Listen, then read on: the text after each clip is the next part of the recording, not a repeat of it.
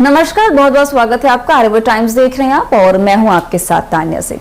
देखिए, शिक्षा मंत्री सुनील सिंह जदयू कार्यालय पहुंचे हैं, जहां उन्होंने शिक्षा से जुड़े तमाम अहम मुद्दों पर बातचीत की। लेकिन खास तौर पर बीपीएससी टीआरई 3.0 को लेकर लगातार प्रदर्शन कर रहे अभ्यर्थियों के सवालों पर भी चर्चा हुई है।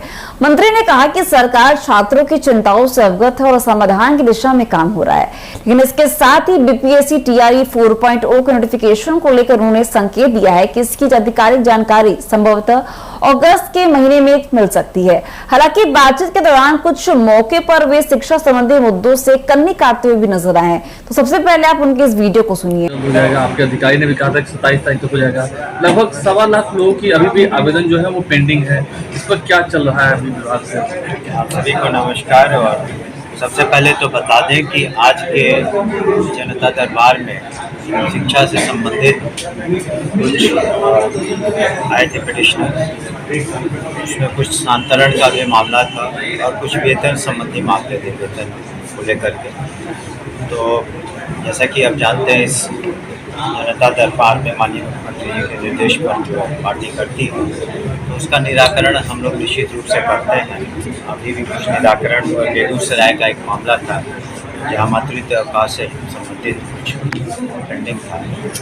तो प्रथम की प्राथमिकता रहती है। जहाँ तक स्थानांतरण का सवाल है, हमने पहले भी कहा था कि 2.5 लाख बीपीएससी कहते हैं कि सक्षमता पास थे, संख्या बहुत बड़ी है। तो हर कैटेगरी, कोई दूरी के आधार पर, कोई बीमारी के आधार पर, कोई पति पत्नी के आधार पर, गवर्नमेंट सर्वेंट है, तो अलग अलग बहुत तरह की समस्याएं हैं। इसलिए थोड़ा विलम्ब हो रहा है। फिर हमने कहा था कि हर हालत में समझते जून के अंत तक सभी निराकरण हो जाए। आप यहाँ पर मात्र देखते हैं 5-7 लोगों को, लेकिन मेरे कार्यालय में जब मैं पटना में रहता हूँ, क्षेत्र में नहीं रहता हूँ, तो आप किसी दिन आ जाएं तो बहुत संख्या में लोग आते हैं अपनी समस्याओं को स्थानांतरण से भी संबंधित। तो हम लोग कोशिश कर रहे हैं कि अधिक से अधिक जो शिक्षक हैं, शिक्षिकाएँ हैं, उनका जो भी समस्याएं हैं 100% तो सेटिस्फैक्शन पूरे आंसर में नहीं हो पाएगा। लेकिन हम समझते हैं कि अधिकांश शिक्षक और शिक्षिकाओं का जो अनुकूल रूप के कार्य हम लोग कर रहे हैं। साथ ही आपको बता दें कि हम लोगों ने अपने पदाधिकारी को बीपीएससी भेजा था और शीघ्र ही बीपीएससी चुनाव करने जा रही है। स्पेशल टीचर्स का जो दिव्यांग छात्र छात्राओं को पढ़ाएंगे, उसकी संख्या वैसे टीचरों की 7,000 से ज़्यादा है। और अनुकंपा पर भी 6,421 जो है दावेदार है जिन्हें नौकरियाँ मिलनी है, वो फाइल भी फाइनेंस से क्लियर कर दी है। समान प्रशासन को क्लियर कर, तब उसको कैबिनेट में ला के हमको लगता है अगले महीने में जून के अंत तक होगी। वैकेंसीज निकलेगी? नहीं, वो सीधे नियुक्ति होगी, जो अनुकंपा आधारित नियुक्ति है, वो सीधे नियुक्ति होगी। वैकेंसीज निकलेगी स्पेशल टीचर्स की, जो दिव्यांग छात्र छात्राओं को पढ़ाएंगे।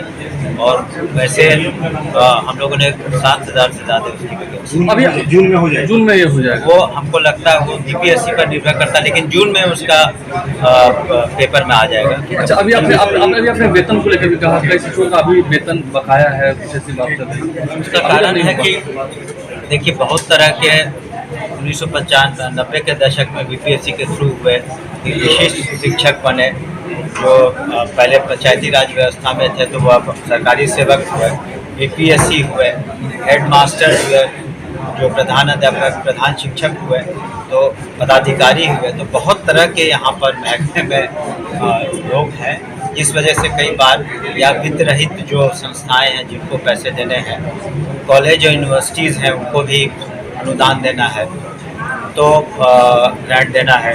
लेकिन साथ ही आपको बता दें कि धीरे धीरे हम लोग जो ड्रेसेस का, मैंने पिछली बार भी बताया था कि जो यूनिफॉर्म्स है उसके पैसे भी हम लोग डीबीटी कर रहे हैं। स्नातक और जो +2 वाले छात्र छात्राएँ हैं, उनका भी हम लोग, जो फर्स्ट डिवीजन से पास किए हैं छात्राएँ, उनका भी हम लोग डेबिट कर रहे हैं। तो जो इस तरीके से है, पोशाक योजना, साइकिल योजना, स्नातक मुख्यमंत्री योजना, सभी में हम लोग धीरे धीरे डीबीटी के माध्यम से ये पैसे उनको सर टीआरडी 4 अगस्त कॉलेज में जो बीपीएससी से होना था विश्वविद्यालय से उसका कहाँ मामला फंसा? वो कॉलेज से विश्वविद्यालय आयोग से हमको लगता है 2500 से ज़्यादा नियुक्तियाँ होगी और जिस दिन हम लोग के पास आता है उसका अप्रूवल के लिए उसी दिन हम लोग यूनिवर्सिटी को वापस करते हैं। हम लोग के यहाँ कोई केस पेंडिंग नहीं है।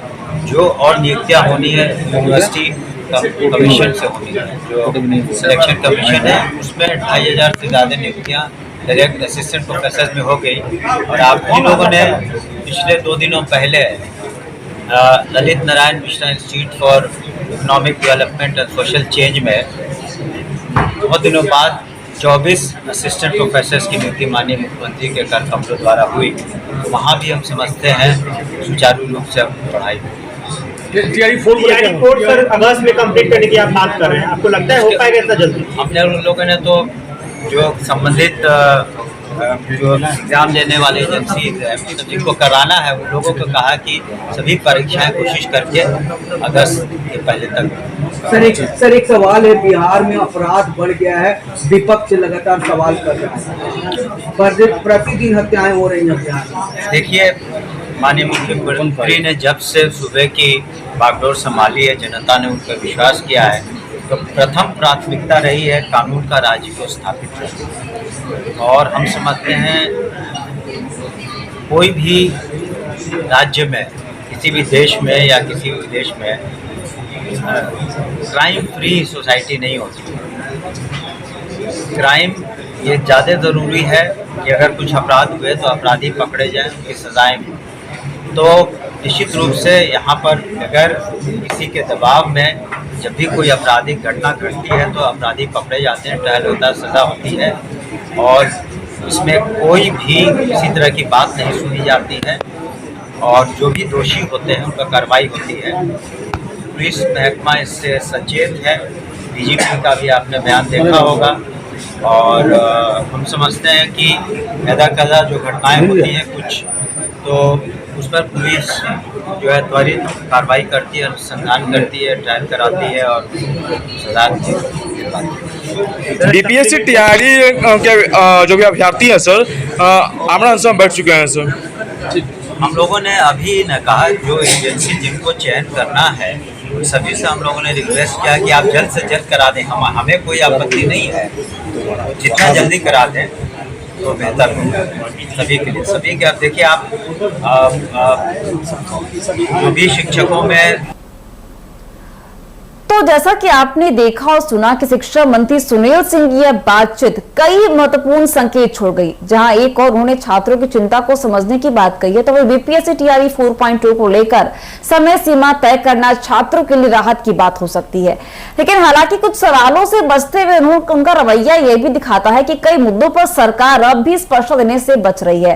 लेकिन अब देखना काफी दिलचस्प होगा कि आने वाले दिनों में शिक्षा विभाग छात्रों की उम्मीदों पर कितना खरा उतरता है और धरातल पर कितनी तेजी से बदलाव देखने को मिलेगा।